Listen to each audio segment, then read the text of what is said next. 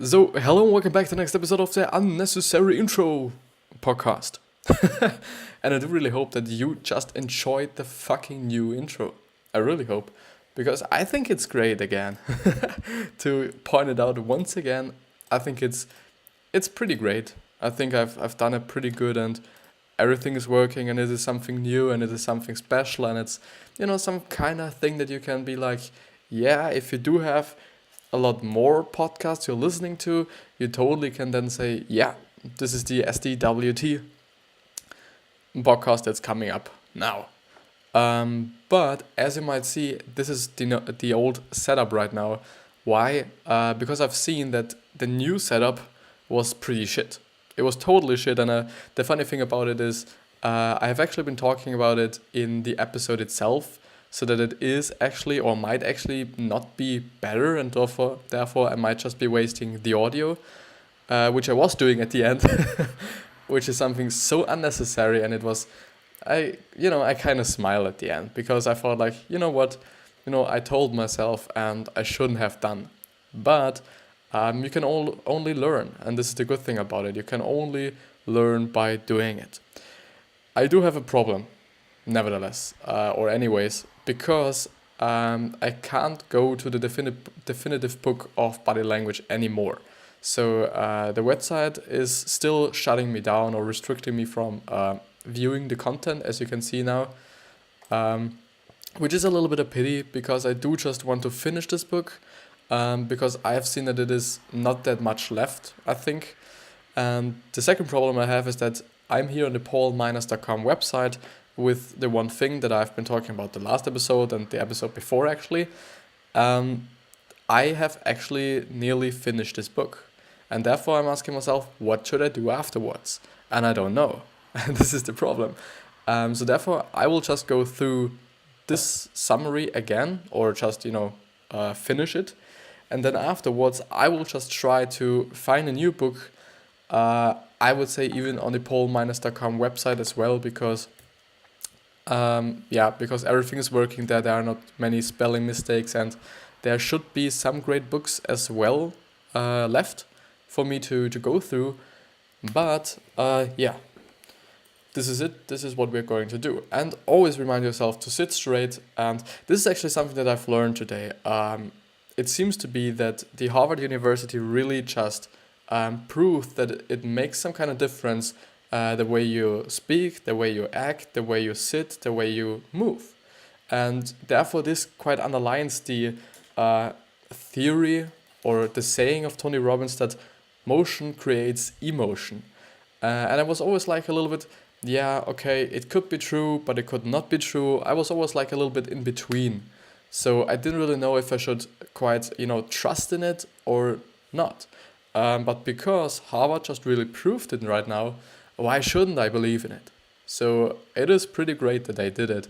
And so therefore they pointed out that certain power positions, and I do Googled it, power positions, and I've seen an image like this one, like zoom a little bit in. And there you can see on the upper half, and this contributes a little bit now the YouTube viewers and not the podcast listeners. So if you're on a podcast and you're really interested in what I'm showing, I will describe it nevertheless or anyways. But if you just want to see it yourself, then I would invite you to just go to the link in the podcast description actually and click on it and then just choose the YouTube link. And yeah, but there you can actually see two rows actually. The first row and the second row. The first row is the so-called high power body language, which is the top row actually, yeah. And the bottom row there is the low power body language. And the low power body language, to start with it because it's a little bit easier to describe, you can just see people who are a little bit defensive, not even a little bit, but extremely defensive. They're just, like this, they have a hanging head and, their shoulders are, really rounded. They just lunge there and like a potato, like a sack of potatoes, not a sack, but what is called a bag of potatoes, like this. And you can definitely see that they have not a lot of energy and they're not that passionate about what they're doing, and they do not actually like what they are doing right now. And on the upper row, you just see people who are so extremely energized, and you definitely see it by how they are actually sitting and how they're actually moving or seem to be then moving. So in the first, there is a guy who is just, yeah, is it definitely a superiority position he's taking in here. He's just a little bit, hanging in his chair, but quite upright, and he has his right arm on another chair, like a little bit laying around, like, such a cool guy or something. The second person has the catapult position, which is actually when you take both your hands and put it on the back of your head. This is actually, if you might know, and if you have been going through with me through the definitive book of body language, this seems to be definitely a negative position you can have, but it's really powerful though, really powerful. You can just see that he feels great. It seems a little bit arrogant, and he feels very superior. You can definitely feel that and see that. And then the third picture from the left is a woman, and she's standing with both her hands put onto her hips, like really broad, really just confident, and you can actually, just see it again, that she is confident and she has power and she has, the energy. Then we have a woman with basically the catapult position as well, but a little bit womanized or feminized, I would say, because it's not, or it seems not to be, I can't see it actually, because the feet are not in the frame. But I think her feet actually are on the table, which is definitely a superior position. And you can just again feel that she is very confident with sitting here and so on and so on. And the last picture is a woman, and she is like, how should I describe it? How should I do this?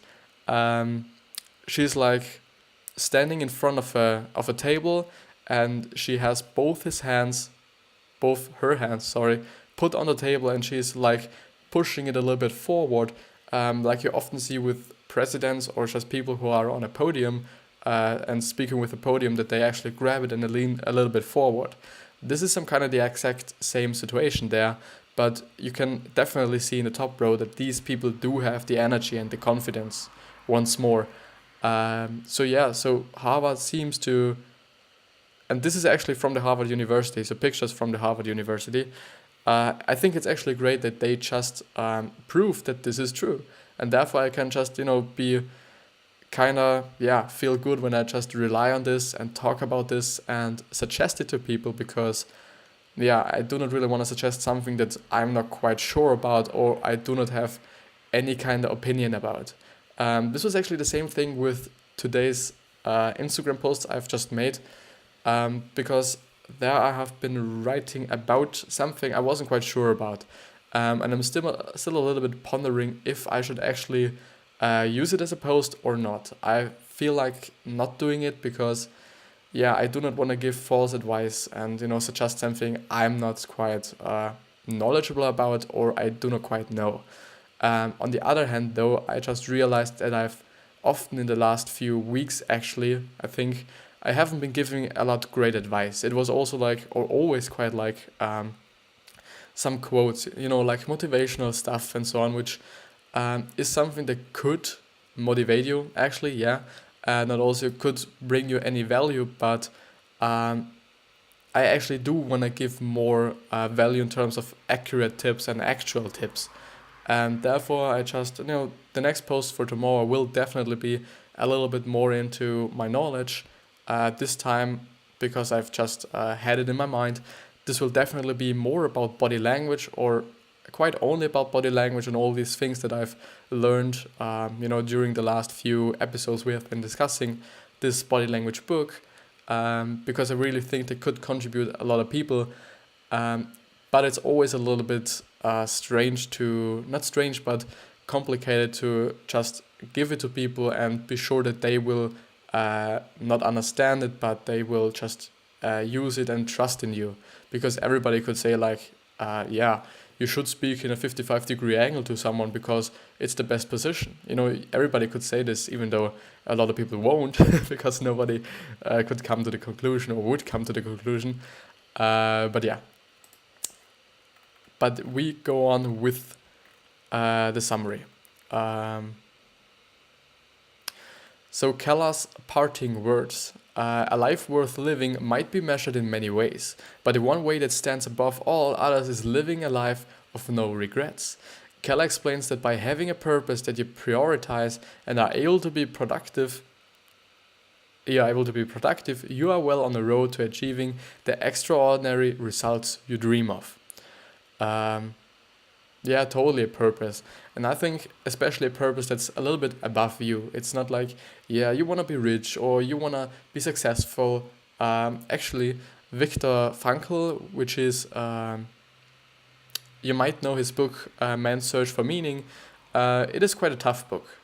And it's quite also difficult to understand because the language there is used is quite old, or seems for me to be quite old. But it's actually a pretty fucking tough story. He just, talks about actually being in Auschwitz, which is a concentration camp back then in before 1945. And he was in Auschwitz and in several other camps. And, he had just the fear all the time of dying, and these lives they had to live were so miserable, and they just, were punished all the time and insulted all the time, and they didn't have anything to eat, and some people just died because of hunger and because they had nothing to eat. And it's just an incredible story in terms of, you can just really learn something from it, first of all, because it's also a kind of psychology book, because he's actually a psychologist. Do you say it like this? I don't know. He's actually has been studying psychology, and he's a pretty famous psychologist right now because of his experience in these concentration camps, because there he just analyzed a lot of people and also himself, which led him to pretty great insights in or on human psychology. But it's a really interesting book. But what I initially wanted to say is that he said that the more you thrive for success, the less you will get it, or the lower the chances are that you actually get it. And this is actually something I kind of believe in as well, because, it's the same thing with, I might have been talking about it once before, but it's the same thing as growing your hair. You might know that I've cut my hair in the summertime just really, really short. And yeah, afterwards there were just some periods where my hair looked so gross and so just really ugly. And I felt a little bit like, yeah, I do want to only wear a hat because, yeah, a little bit insecure. What you should actually never be, because, who gives a fuck about what other fucking people just talk about you or think about you. Anyways, it's the same thing with this. If you just focus on, your hair should grow, and you just, look at your hair every single day and see if they have grown and measure it and whatever, they will grow not as fast as if you would just live and, your hair are your hair and that's it. You know what I mean? You just do not keep attention to it. And I just realized that I've forgotten something pretty fucking important. And I do have to write it down.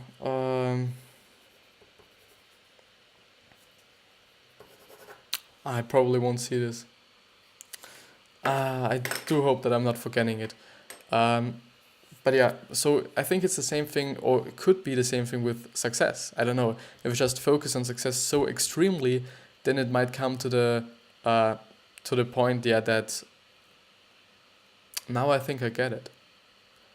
If you just focus on success itself, I think it's not like Tony Robbins always says that what you focus on is what you get, which is often the truth, but for success I think it's something different. But also it's something different if you just focus on helping people, helping a lot of people, or giving value to people without actually keeping any attention or giving any attention to being successful. Then I think you will actually get successful, because you're keeping attention to really helping people and really like a goal that's above yourself, to really come back to the initial point I wanted to talk about. So even though it's a little bit complicated, because Tony says, and I think it's actually true, that where you focus on grows, and if you focus on your success, it should grow. But maybe it's something different there, definitely. And for me, it would make sense a little bit. But let's come to the actual conclusion, which is, practically the end of this whole summary. Key takeaways. You need to determine what your one thing is, what's the one thing you want to really focus on and work towards achieving. This one thing becomes your purpose. Now you need to prioritize this. Action this by implementing time blocking in your calendar. Schedule the time required to work on one thing and commit it to it. Remember that the majority of what you achieve may only come from the minority of what you do. It's not necessarily an equal distribution. And this is correlated to the 80-20 rule, which is 20% of the time or effort result in 80% of the results. And the other way around is that if you just put in 80% of the time, this would then be the other 20% of the result you get. So at the end, it's quite about perfectionism, and that perfectionism is only something that's wasting your time, practically, or theoretically, actually. Multitasking is not the answer. You might get more things done by a lower quality focus on your one thing. Life balance isn't always going to be achievable. If you want truly extraordinary results, you have to give everything to your one thing. Learn how to say no to unnecessary commitments. Yeah. Further reading, if you enjoyed the one thing, then definitely check out Essentialism by Greg McKeown. And this was actually the book that I was debating with myself about if I should actually go through the one thing or Essentialism. I might actually now go through Essentialism, but I will see and look at the Paul Miner's website, and I'm actually not sponsored by them or something. I just always want to tell you that these are great websites and these have great value, and therefore I just have to tell you. I want you to know them, to really get the knowledge in as well. This is a must-read for people interested in productivity and getting more done. It's a real eye-opener which challenges you to focus about what's important and how you're spending your time. The book guides you through the process of saying no to the trivial many, so you can focus more on the essential few. It is worth checking out Lo Babut's book, The Power of Less, a guide on how to declutter your life and work to create more time for the important things. Leo explains how identifying the essential aspects of your life and eliminating all of the non-essential can allow you to focus on goals and inspirations that can continue to change your life for the better. While Keller's approach is focused on business, Marie Kondo's book, The Life-Changing Magic of Tidying Up, focuses on similar concepts but within your personal life. Her book is a really interesting read, all about being more organized and intentional with what you choose to own. She explains how this can impact your way of thinking and perspective on life. This book is ideal for anyone who is looking to transform their life a little bit and get rid of the non-essential. And then last but not least, Guidelines is my book that summarizes the main lessons from 33 of the best-selling self-help books in one place. It is the ultimate book summary, available as an 80-page ebook and 150-minute audiobook. Guidelines lists 31 rules or guidelines that you should follow to improve your productivity, become a better leader, to be better in business, improve your health, succeed in life, and become a happier person. And then there are actual action steps which come from the book. So the one thing, I guess, establish what your one thing is, commit to using a calendar and try time blocking, focus primarily on your one thing. This is now your priority and the rest can wait, and download the complete book on Amazon. Actually a good thing to to get the actual book, because it's always like, summaries are good and you can get something out of it, but it's actually definitely not the same thing as reading books or reading the whole book. And actually with audiobooks, it is pretty quick, I have been listening to The Man's Search for Meaning actually for quite 2 hours now. Always when I was outside, a little bit walking around, just doing what I normally would do and just using the time for myself to actually then get the knowledge in and so that I just maximize the time I can use for getting knowledge, working on this and so on, which is um, important, definitely, but it is also a little thing that could cripple you down. Especially or actually, it was the same thing for me the last few days because I always felt like I have to do it, I have to do it, I have to do something for the business, I have to learn something, I have to do something now. I do not want to work in something else, you know. And this was a little bit not sad, but it was a little bit crippling for me because at the end, it always then comes up to you actually not being as productive as you could be if you just use time blocks. This is something I've never done and I've never just tried out, but I think it's the Pomodoro principle is the 80-20 thing. I don't know. But there is, or seems to be the perfect time management thing, seems to be 25 minutes of work, then 5 minutes of break, and so on and so on and so on. And that's for the amount of time you want to spend on your thing, on your one thing. No, on the thing you're working on or what you're just doing right now. I think this could actually work quite well. But let's actually see. And I'm pretty sorry that I can't go through the definite book of body language anymore, or actually not right now. And something that's really bothering me about myself is that I actually do forget everything that I'm reading here. I'm consciously forgetting it, and therefore it is a little bit complicated for me to really, recap it and then use it for my Instagram posts, which from now on I want to make a little bit better and a little bit more informational actually. But what did I want to do actually? Yeah, I wanted to look for book summaries. And I'm also just thinking about, should I actually go through article as well or actually videos as well, from Tony Robbins and so on, which could actually be a good thing, especially for you and especially for the podcast listeners. But I think it's also a little bit complicated in terms of the copyrights, because I will definitely get copyright striked or a copyright issue from YouTube if I do actually use other videos in my video. And yeah, at the end I won't be able to monetize it.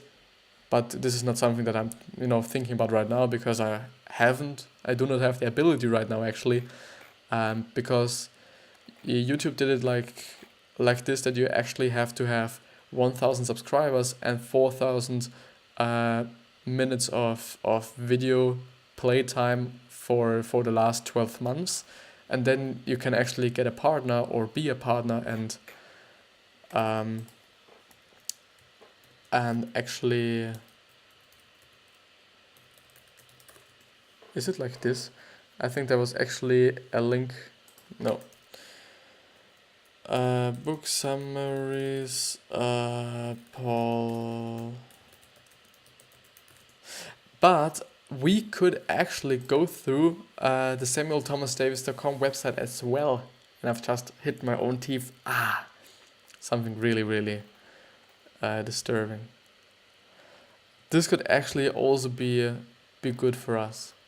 You know what? I will just maybe I will or should. I will go through it once, the Paul Miner website, and if I find something that really interests me, the $100 startup is something I should probably get, through some time, but I do feel like, I don't know. Deep work, I've been through this. The Dip by Seth Godin. Eat That Frog by Ryan Tracy.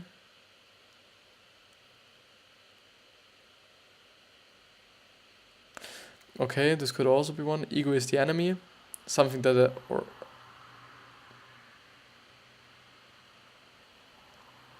or essentialism.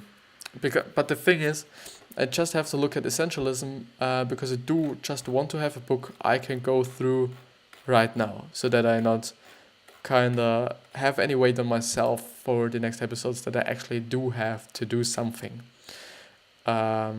Extreme Ownership, the actual book I am reading right now, and I am theoretically reading, but practically I'm not reading it, which is something I should totally not do. Let's see, is there something like a biography? Because I feel like biographies just seem to be pretty interesting, at least for me. I do not know how you feel about it, but yeah, an astronaut's guide to. If you are interested in astronauts, and this is something that I've stumbled across just yesterday or the day before, Chris Hadfield. He is a really fucking funny guy, and he had his TED Talks, and he's a former astronaut, and he also just made some experiments in space and so on. So if you're interested in space and all these things, then just look for Chris Hadfield, I think he's called. You will definitely find him if you just Google him. Sorry. So Can't Hurt Me, something I've read. He is also a so David Goggins, he was also or is also a former SEAL, like Joko Wilninski or whatever he is called. So Extreme Ownership, the guy from Extreme Ownership. Something I've read. Yeah, actually, Chris Hadfield, The Astronaut's Guide to Live in Earth, What Going to Space Taught Me About Ensuring Determination and Whatever. Chris Hadfield. I feel like if I haven't been through this one, I will definitely go. I think I haven't. And it is also, I go through it. I go through it because I like this guy. I really deeply like this guy because he's so interesting. First of all, he did so many, he's so knowledgeable as well, and he is pretty intelligent as well. Yeah, so the book in 3 sentences. The first one is, things are never as bad or good as they seem at the time, and I think I have been going through this because because I have been going through it. Like, the first thing is, things are, and then I've been like smiling in my fucking head, and this is the same feeling I have right now.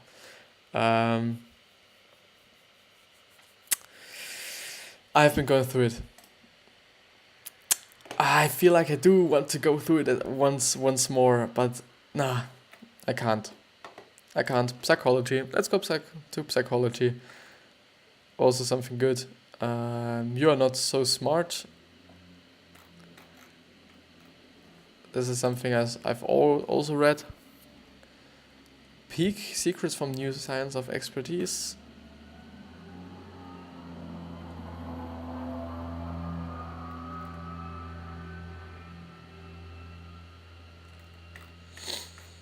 But this is so fucking long. I feel like time is running. Mindset, I've been going through this. Happiness Advantage as well. Grit as well. Bounce. Okay. Browse all book summaries. The best book summaries. Business book, health and fitness, biography, philosophy, psychology, self-help books. It is pretty complicated now that I actually can find something that's valuable for you and for me and so on. Maybe actually, but the Paul Miner is so detailed. This is the problem. So I think like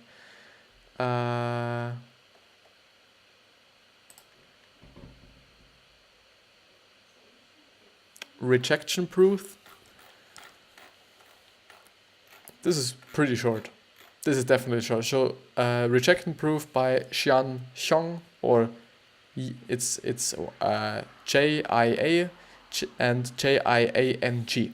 So the book in 3 sentences, and I'm pretty sorry that I haven't thought about having another second book in my inventory so that I do not waste any time.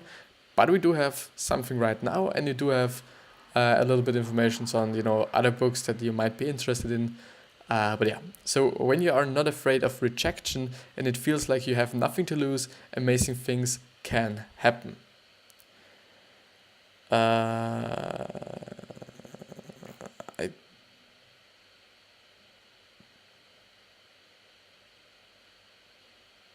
don't know. No, I think I haven't gone through this one.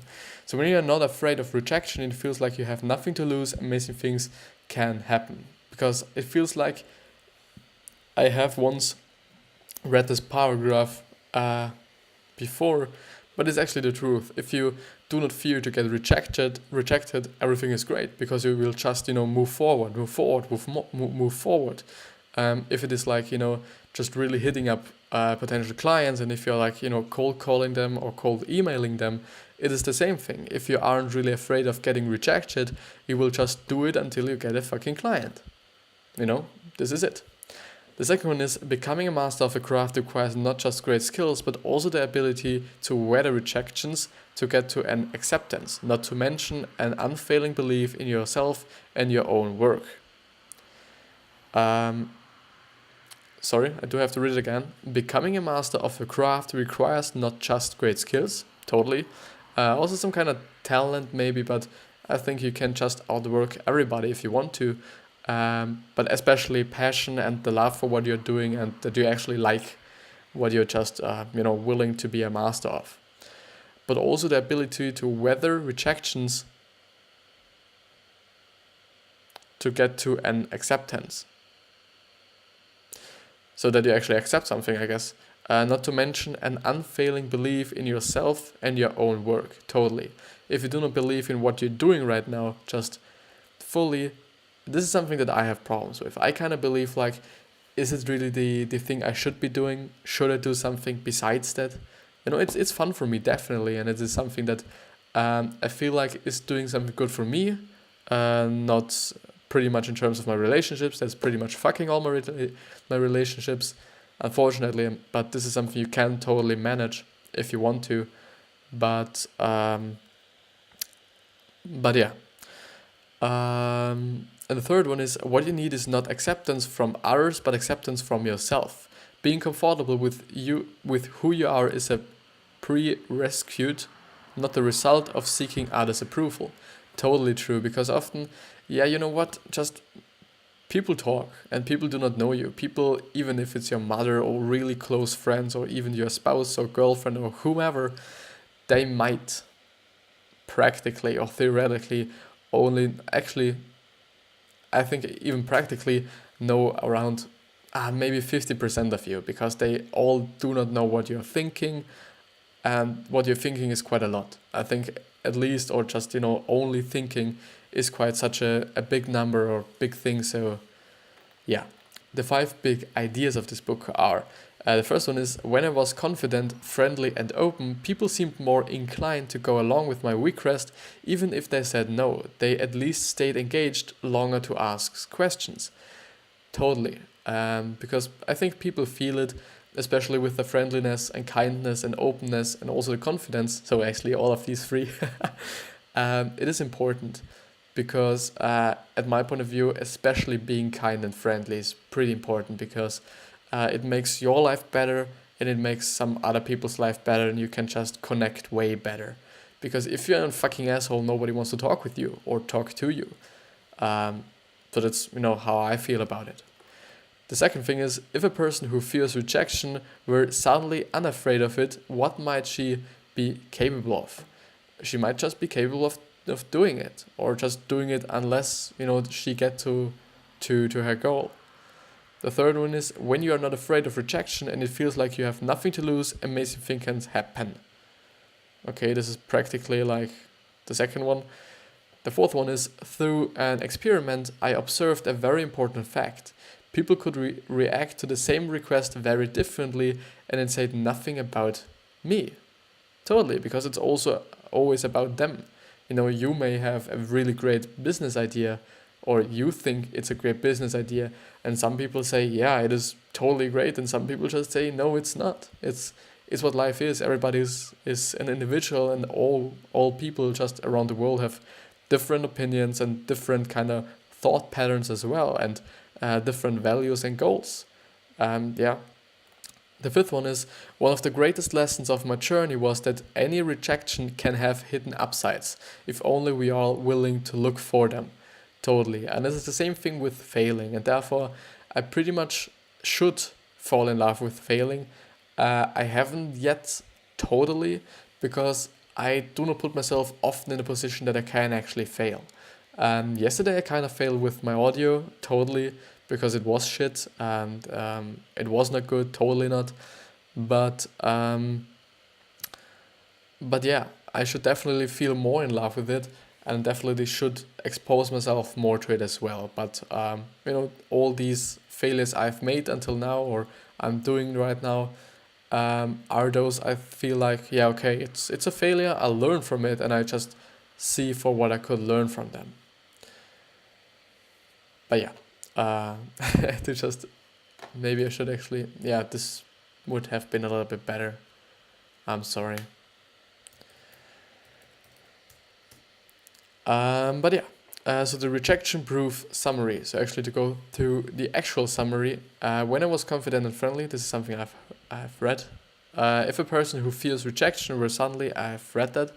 Paul Graham, the entrepreneur and founder of the famous startup accelerator Y Combinator, once wrote, "The way to get startup ideas is not to try to think of startup ideas. It's to look for problems, preferably problems you have yourself." The funny thing about this fucking quote is that Gary Vee himself, because I was watching an interview just lately, he said the exact same thing. And I'm not gonna lie, I'm not gonna just talk shit, it's the exact same thing. Yeah, and I do just know that he hasn't read this book, or hasn't, maybe he knows Paul Graham, I don't know, maybe. But it's actually the thing. And he also said that, yeah, if you just look for things that just really piss you off in the world, that you feel like, yeah, okay, I do not like that, I do not get any informations for how I could get better in this or that, or how I could be more confident, you're not getting any information for it, then you just do it yourself. You just kind of do it yourself, and then you have a startup. And it's the same thing with everything, technology-wise, and so on. Researchers have even proved that humor and laughter specifically can actually mitigate pain. And I do think, and I actually believe in it, and do have kind of experienced it, if I just smile right now, I do just feel better. Just because I'm smiling, even though it's not like, I'm so happy, or I have heard such a fucking funny joke. No, I'm just smiling, and this alone makes me a little bit more happier. Even, or for a shorter period of time, not like, the whole day long, but, when you're not afraid of rejection, well, I've read this, rejection seemed less like the truth and more like an opinion, definitely. That opinion could be based on their mood, their needs and circumstances at their moment, or their knowledge, experience, education, culture, and upbringing over a lifetime. Totally. It's just all the factors that run into how a person is acting, and how a person is just, doing life, or thinking about life, and viewing the world, and so on. Yeah. Through my rejection experiments, I began to realize that I could often get a yes simply by talking to enough people. Yeah, because every single person has another opinion. Therefore, if you have a business or business idea, some people will say, yeah, it's total shit. Some people will say, it's great, I give you $100 million. It's just what it is. It feels like pretty obvious, but I do feel like, yeah, it is so obvious that people might actually be like, I don't know,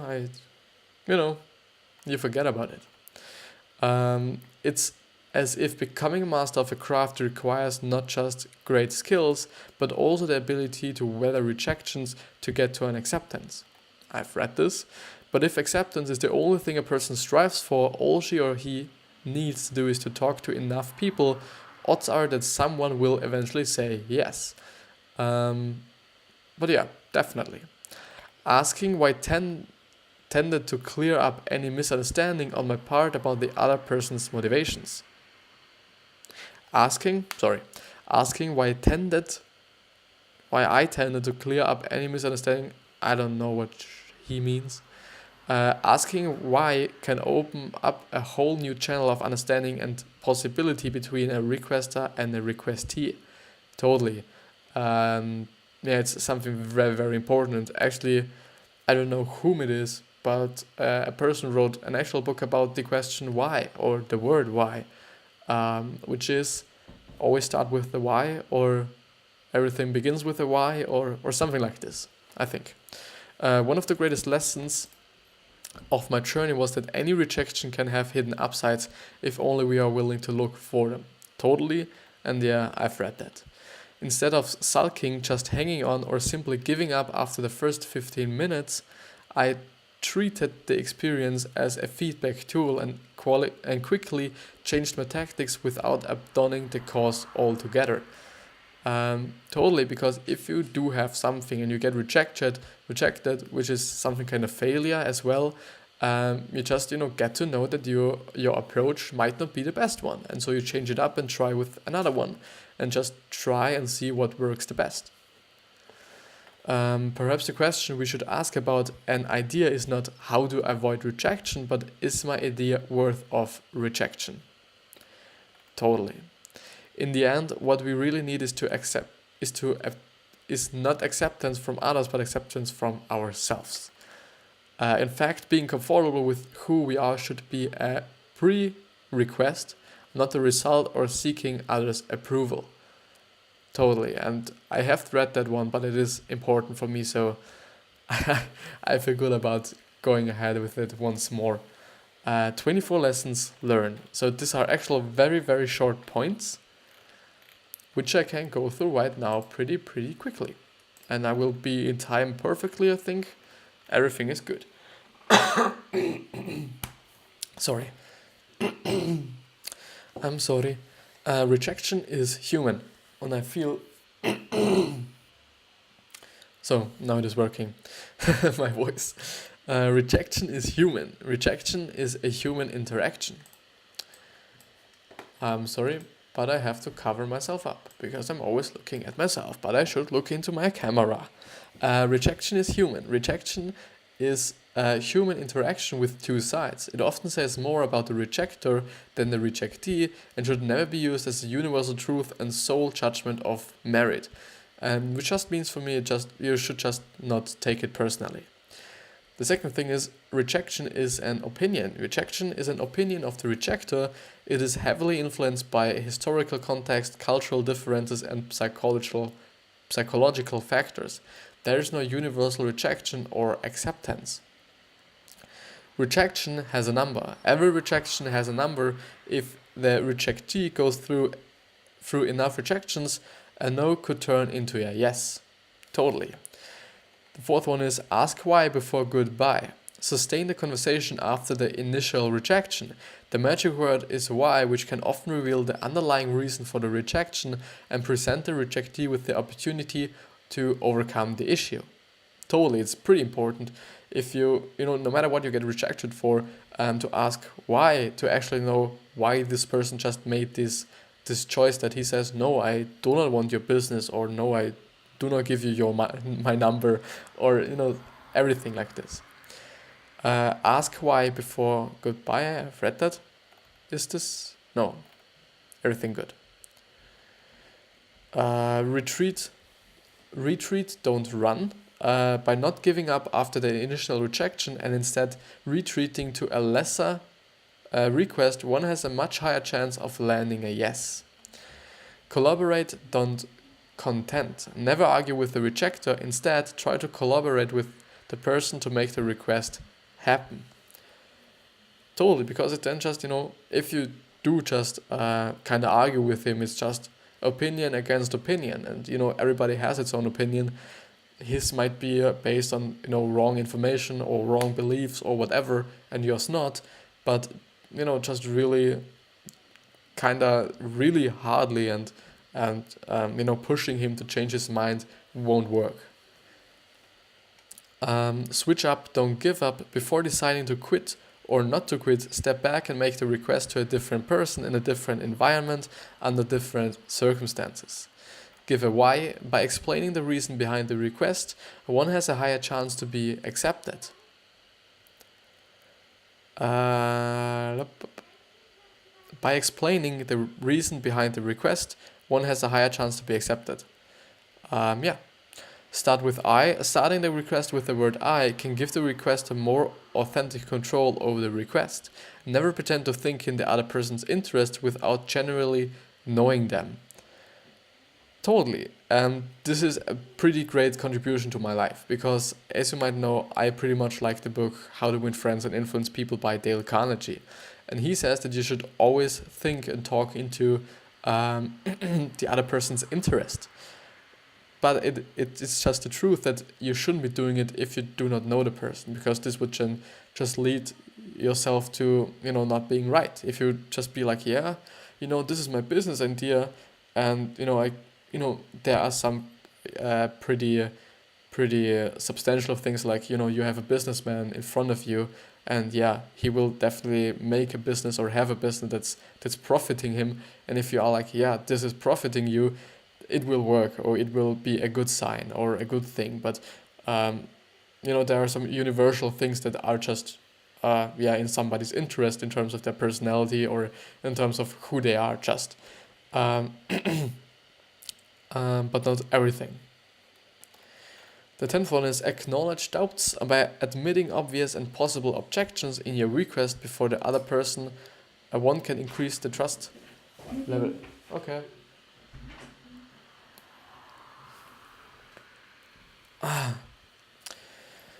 By admitting obvious and possible objections in your request before the other person, one can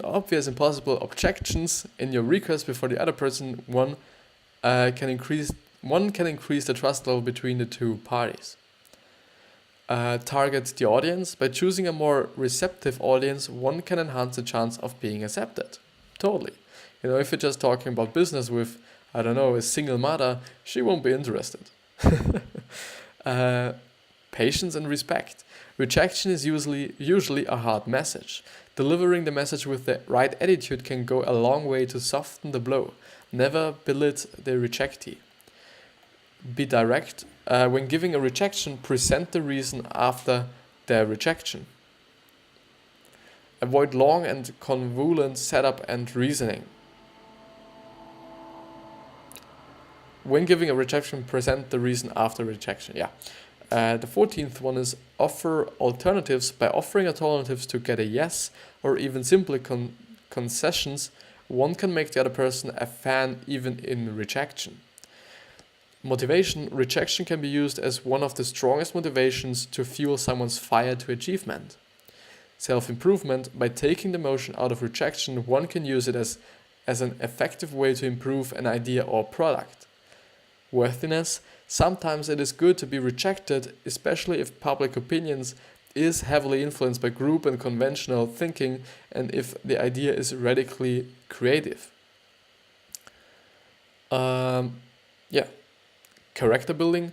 By seeking rejection in tough environments, one can build up the mental toughness to take on greater goals. Definitely. If it's just, it's the thing with being just used to getting rejected and, going out of your comfort zone in general. And it just builds your capacity for doing it once more in other areas. Find empathy.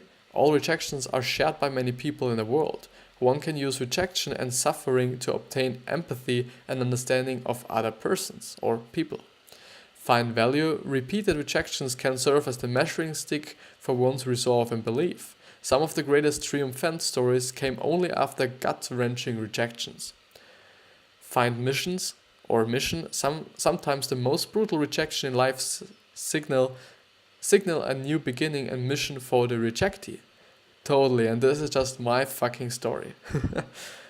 Freedom to ask. We often deprive ourselves of the freedom to ask for what we want in fear of rejection and judgment.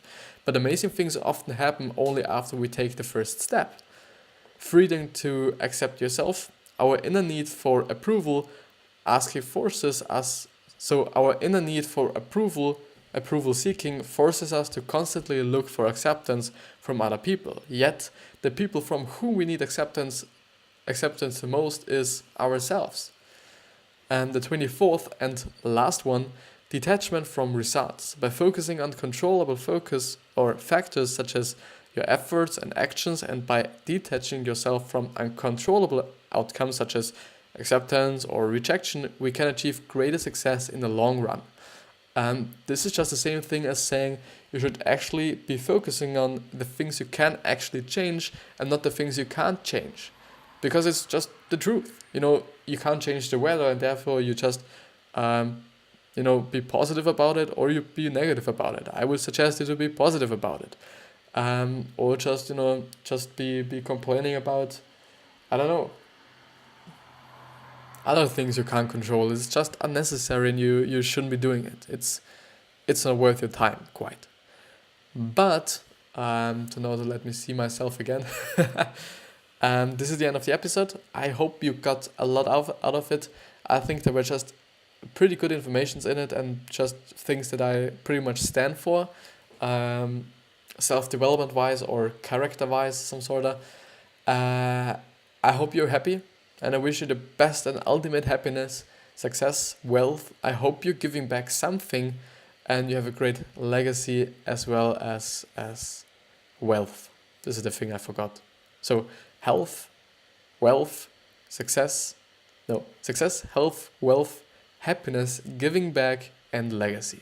This is all the things I stand for and I want to achieve in my life, and I want you to have as well, especially happiness, because I know with happiness everything else comes as a byproduct. And with that being said, as always, I wish you a wonderful day, and I love you.